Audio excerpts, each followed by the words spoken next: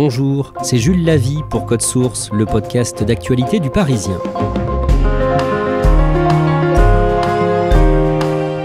Nicolas Sarkozy a rendez-vous le 13 octobre au parquet national financier pour savoir quel jour il va entrer en prison. Le 25 septembre, l'ancien président a été reconnu coupable d'association de malfaiteurs, condamné à 5 ans de prison ferme, une peine assortie d'une exécution provisoire, ce qui veut dire qu'il ira en prison malgré son appel. Nicolas Sarkozy est condamné en résumé pour avoir laissé ses proches collaborateurs négocier avec la Libye du colonel Kadhafi des fonds illégaux pour financer sa campagne de 2007. Un ancien président de la République française en prison, c'est du jamais vu. Alors pour quel fait précisément Nicolas Sarkozy a-t-il été reconnu coupable ? Pourquoi est-il condamné à 5 ans ferme ? Pourquoi ira-t-il en prison malgré son procès en appel ? Dans Code Source, aujourd'hui, on prend le temps d'expliquer l'essentiel à savoir sur ce sujet avec Timothée Boutry, spécialiste police-justice au Parisien. Il a suivi le dossier depuis le début, il a couvert le procès au début de l'année et il a assisté à l'énoncé du jugement.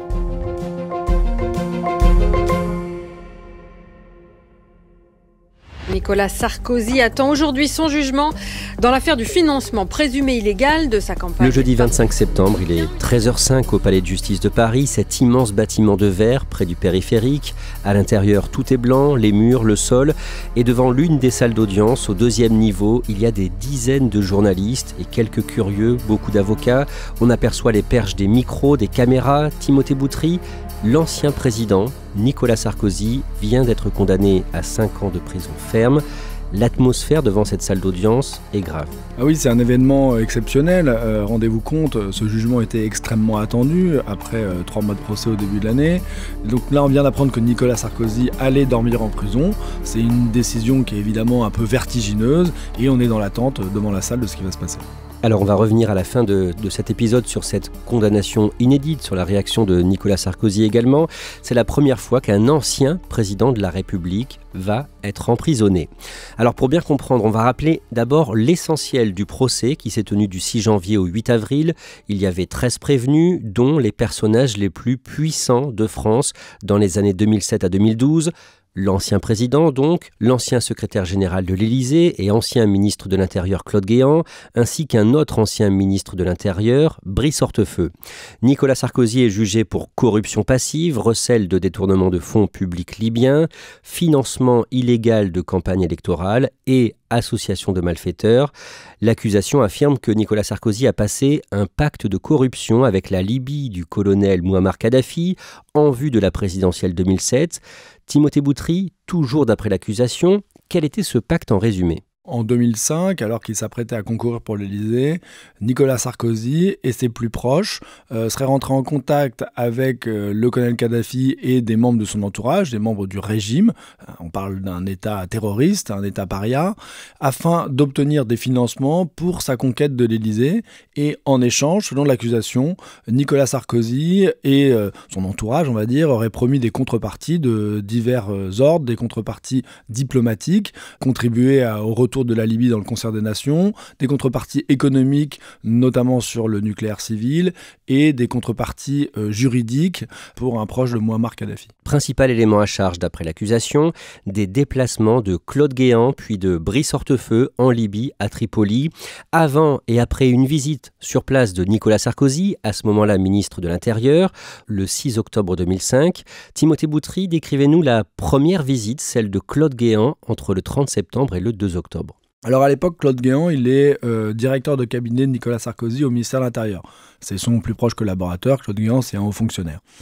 Donc là, pas si inhabituel que ça, il va avant son ministre sur place pour régler les détails de ce déplacement officiel.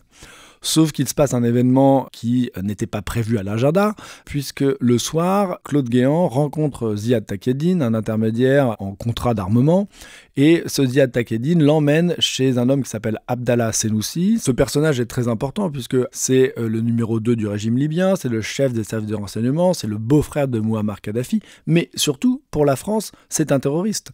C'est l'homme qui a été condamné en son absence à la perpétuité pour sa responsabilité dans l'attentat du DC-10 d'UTA en 1989, attentat qui a fait 170 morts, dont 54 Français. C'est-à-dire qu'aux yeux des Français, c'est un terroriste. Nicolas Sarkozy vient ensuite à Tripoli le 6 octobre 2005 en tant que ministre de l'Intérieur, donc officiellement pour parler lutte contre l'immigration clandestine avec Mouammar Kadhafi. Et un peu plus de 2 mois plus tard, en décembre 2005, c'est au tour de Brice Hortefeux, ami de Nicolas Sarkozy, qui est à ce moment-là ministre des collectivités territoriales, de venir à Tripoli. Il se passe la même chose qu'avec Claude Guéant, c'est-à-dire que en dehors de son programme officiel, Brice Hortefeux va, une nouvelle fois avec le même Ziad Takieddine, rencontrer Abdallah Sennoussi.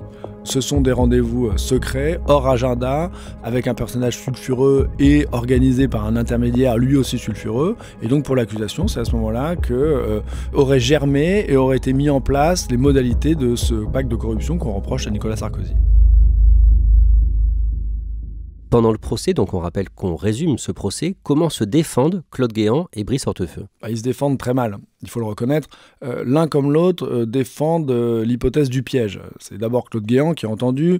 Claude Guéant, il a 80 ans, il est affaibli physiquement, mais il va servir une version qui est guère crédible. Il va expliquer que Ziad Takieddine l'appelle, il l'emmène en voiture, qu'il ne sait pas où il va, que c'est une fois sur place qu'il va se rendre compte qu'il s'agit d'Abdallah Sennoussi, qu'il ne va pas oser partir pour pas qu'il y ait un esclandre et qu'ensuite il n'en parlera à personne, notamment pas à Nicolas Sarkozy. Et c'est vrai que lors du procès, il a été plusieurs fois relancé par la présidente qui lui dit mais concrètement, vous parlez de quoi dans la voiture? Ça se passe combien de temps? Enfin voilà, on sent que personne n'y croit. C'est un vrai naufrage l'audition de Claude Guéant. Et Brice Hortefeux? Brice Hortefeux défend la même thèse. Lui aussi dit qu'il a été piégé, il était à un dîner officiel, qu'on l'extrait de ce dîner, qu'il se retrouve avec Ziad Takieddine et que là encore, il ne sait pas qu'il va rencontrer Abdallah Sennoussi. Comme Claude Guéant, il n'en aura parlé à personne. Et là encore, ses explications sont difficilement crédibles. Et on rappelle dans les deux cas que Brice Hortefeux et Claude Guéant sont proches de Nicolas Sarkozy, ministre de l'Intérieur, et que Abdallah Sennoussi est recherché par la justice française. Que dit Nicolas Sarkozy? Nicolas Sarkozy dit que ses collaborateurs ont commis une faute, une imprudence, qu'ils ont été naïfs. En gros, il ne les lâche pas totalement, mais voilà, il dit il n'aurait pas dû faire ça, c'est une erreur, mais moi je ne suis pas au courant et surtout ça ne me concerne pas.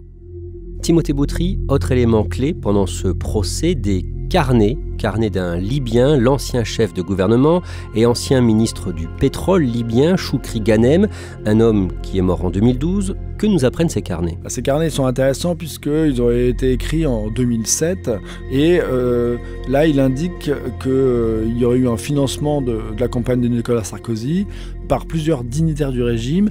Il indique des montants et des dates. Et c'est vrai que ce carnet, il va être débattu à l'audience, bien sûr, parce que c'est une pièce très importante de l'accusation. Nicolas Sarkozy va contester son authenticité. À l'inverse, le parquet va dire « bah non, c'est quand même très crédible puisque ça correspond à des flux financiers qui ont vraiment existé ». Et donc, ce carnet, il est très important puisqu'il matérialiserait les flux financiers de Libye vers les intermédiaires proches de la campagne de Nicolas Sarkozy. Donc on serait au cœur de ce pacte corruptif qui est reproché à l'ancien président de la République. Est-ce qu'il y a des traces concrètes de virements d'argent libyen vers des proches de Nicolas Sarkozy? Oui, il y a des traces de virements, notamment vers Ziad Takieddine, dont on a déjà parlé. Ziad Takieddine, cet intermédiaire franco-libanais, c'est-à-dire c'est lui qui a amené et Claude Guéant et Brice Hortefeux à Abdallah Sennoussi, et c'est lui par lequel l'argent aurait transité pour, in fine, selon l'accusation, abonder la campagne. Les virements sont certains de Libye vers Ziad Takieddine. Après, toute la question est de savoir qu'est-ce qui a été fait de cet argent. Ça a été l'objet du procès, c'est l'objet du délibéré, et c'est une question évidemment importante, puisque est-ce que cet argent a servi à financer la campagne de Nicolas Sarkozy? On est vraiment au cœur du dossier. Et il n'y a pas que Ziad Takieddine qui a reçu de l'argent libyen de façon avérée. Oui, il y a un second canal de financement qui part là de Béchir Saleh, qui est ce qu'on peut appeler le grand argentier du régime libyen. Il a la main sur le fonds d'investissement libyen. Et lui, il aurait versé de l'argent à Alexandre Djouri, qui est un autre intermédiaire. Donc c'est un autre circuit financier vers un autre proche de Nicolas Sarkozy, puisque Alexandre Djouri, qui était autrefois proche de Jacques Chirac, de Dominique de Villepin, s'était rapproché notamment de Claude Guéant.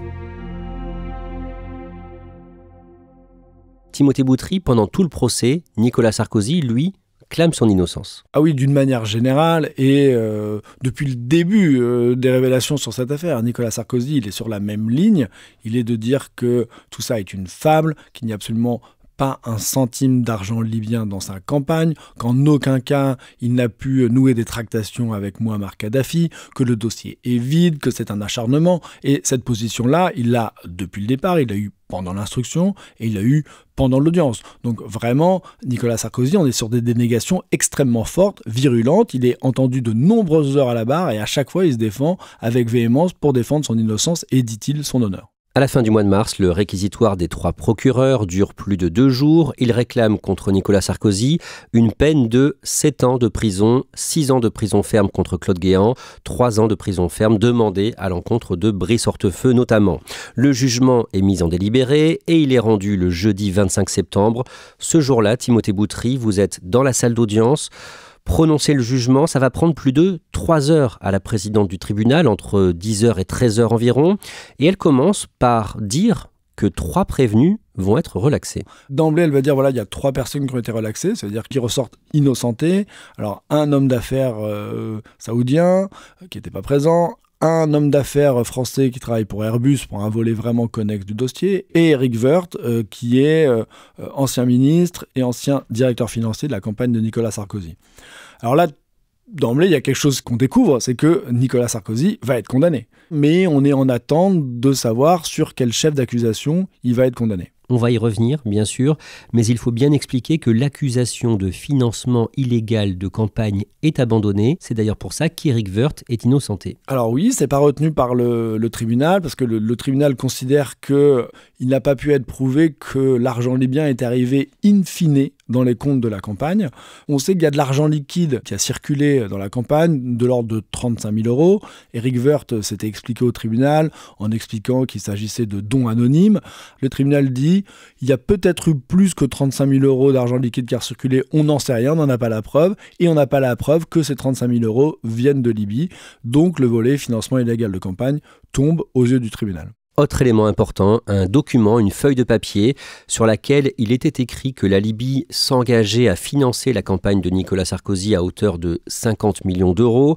Le document était prétendument signé par un ancien chef des services secrets libyens. Il avait été publié par nos confrères de Mediapart en 2012 et d'après la présidente du tribunal, il s'agissait probablement d'un faux. Oui, c'est ce qu'on appelle la note Mediapart, qui a été aussi à l'origine de l'ouverture de l'enquête. C'est vrai que le tribunal indique qu'il est plus probable que ce soit un faux, sachant qu'il y a une enquête judiciaire qui a vraiment été menée sur ce document, puisque Nicolas Sarkozy, à l'époque de la publication, avait porté plainte, et que à 3 reprises, la justice a considéré que ce n'était pas un faux.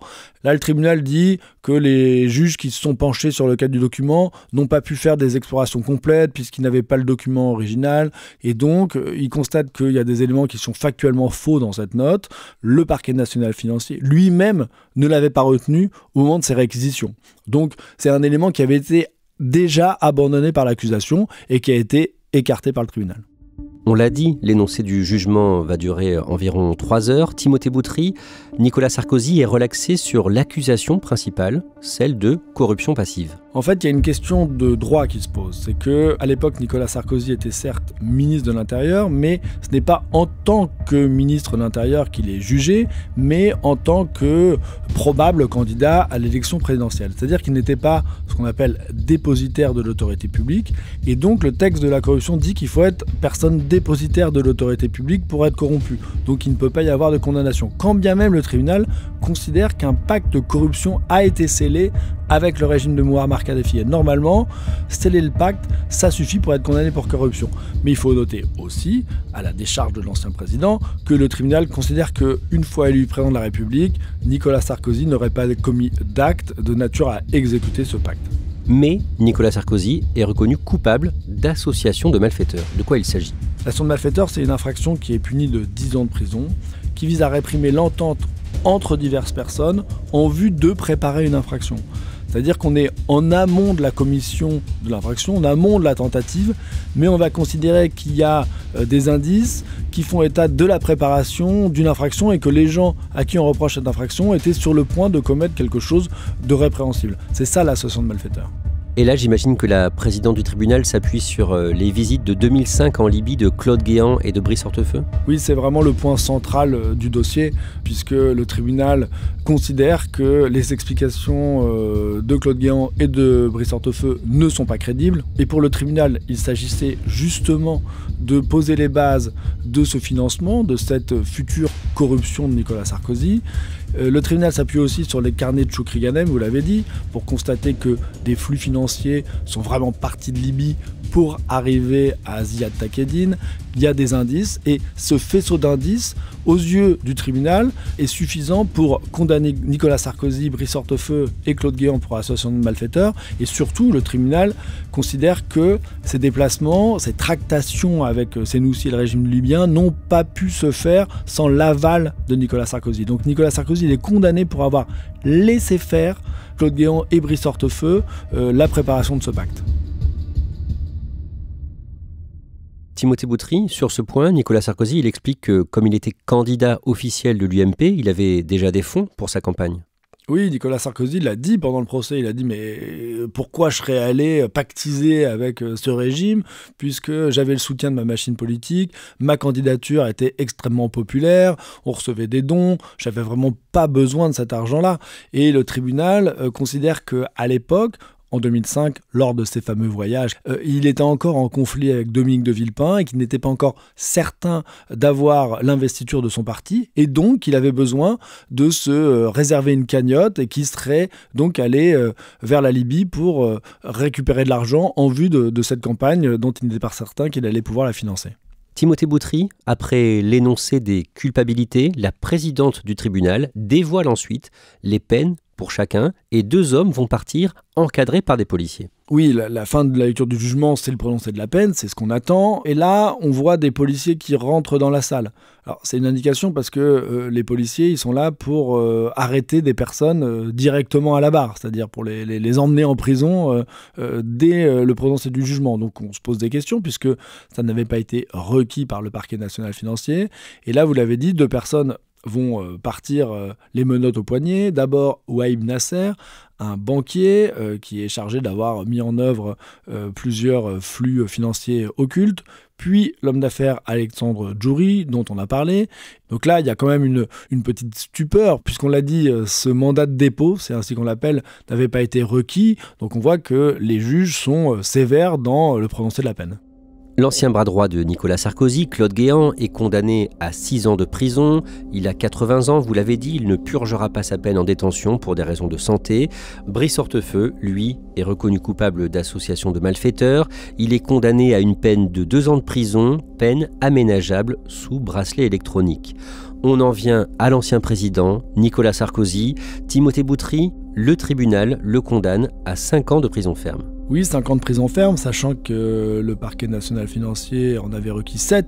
Mais c'est pas ça qui va surprendre, c'est que le tribunal va délivrer un mandat de dépôt à l'encontre de Nicolas Sarkozy, c'est-à-dire prononcer son incarcération. Alors, un mandat de dépôt à effet différé, ça veut dire on vous incarcère, mais pas tout de suite, on vous laisse le temps au regard de vos obligations professionnelles et aussi du fait que vous avez assisté à toutes les audiences, que vous n'êtes jamais dérobé à aucune convocation, monsieur Sarkozy, donc on vous laisse le temps de vous organiser avant votre incarcération. Mais il y a un mot en plus qui va être ajouté par le tribunal, c'est avec exécution provisoire.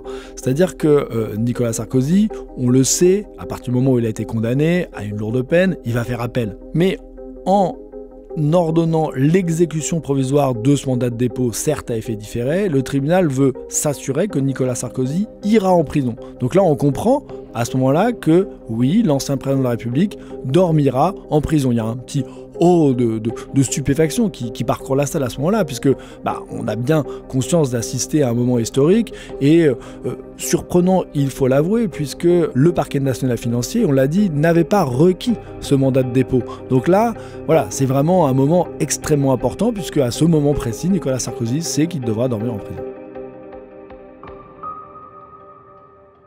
Il a rendez-vous le 13 octobre pour connaître sa date d'incarcération.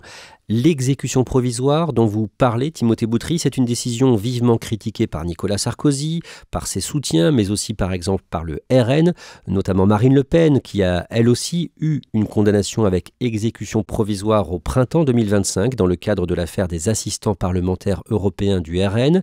Timothée Boutry, est-ce que c'est une mesure rare ? En fait, non, puisque 85% des peines de 5 ans ou plus sont avec exécution provisoire.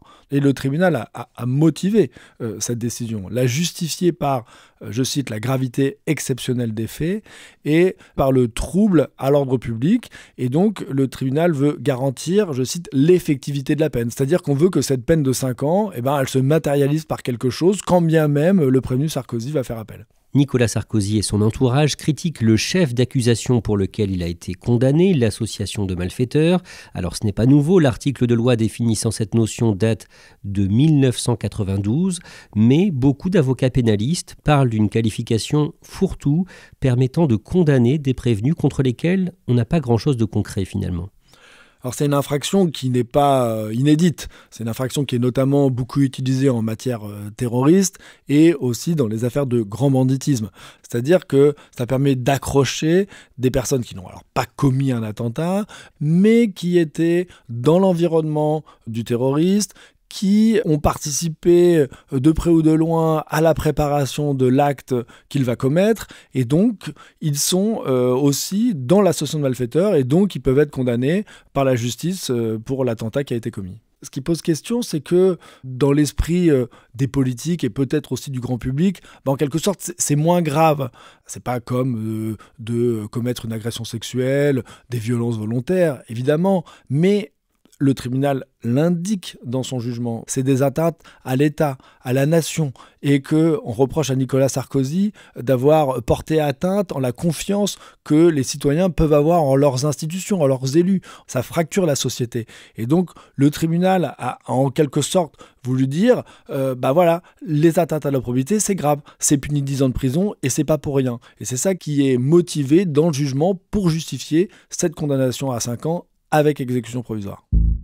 On en revient au début de cet épisode de Code Source, le jeudi 25 septembre au Palais de Justice de Paris vers 13h15, une dizaine de minutes après la fin de l'énoncé du jugement dans cette affaire. Nicolas Sarkozy sort de la salle d'audience et il dit quelques mots devant les caméras et les micros.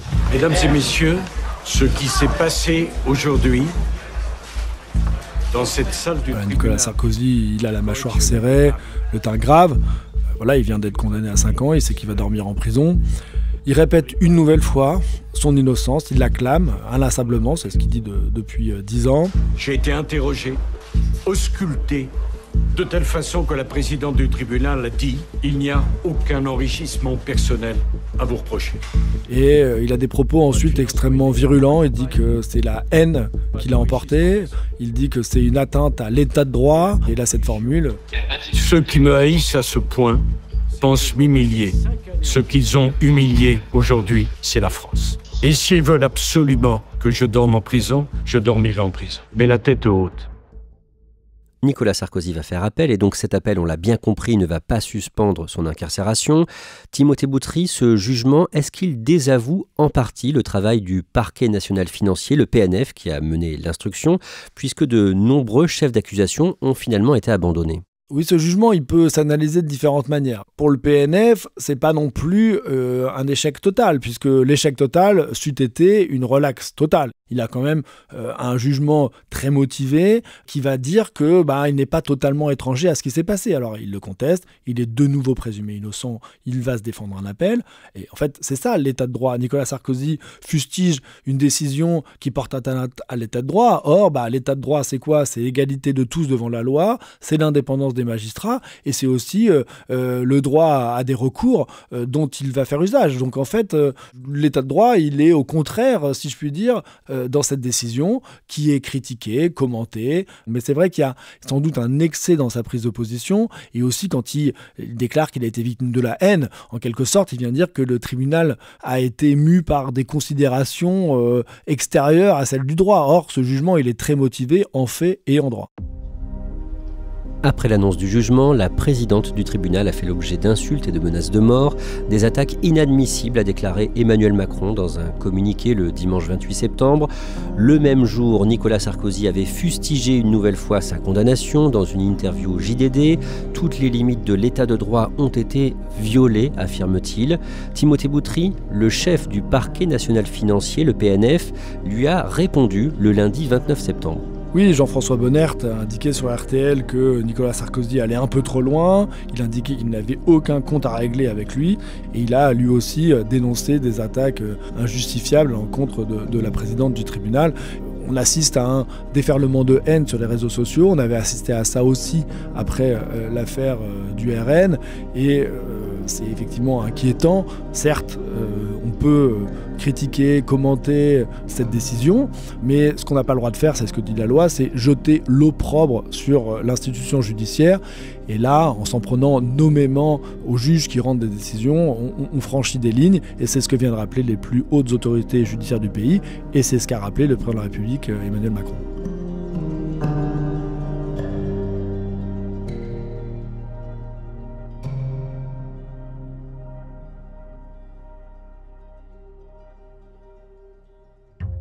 Merci Timothée Boutry. Cet épisode de Code Source a été produit par Pénélope Gualquier-Roty, Clara Garnier-Amouroux et Anaïs Godard. Réalisation, Étienne Contestabilé. Code Source est le podcast quotidien d'actualité du Parisien. N'oubliez pas Crime Story, chaque samedi une affaire criminelle racontée par Claudia Prolongeau et Damien Delseny.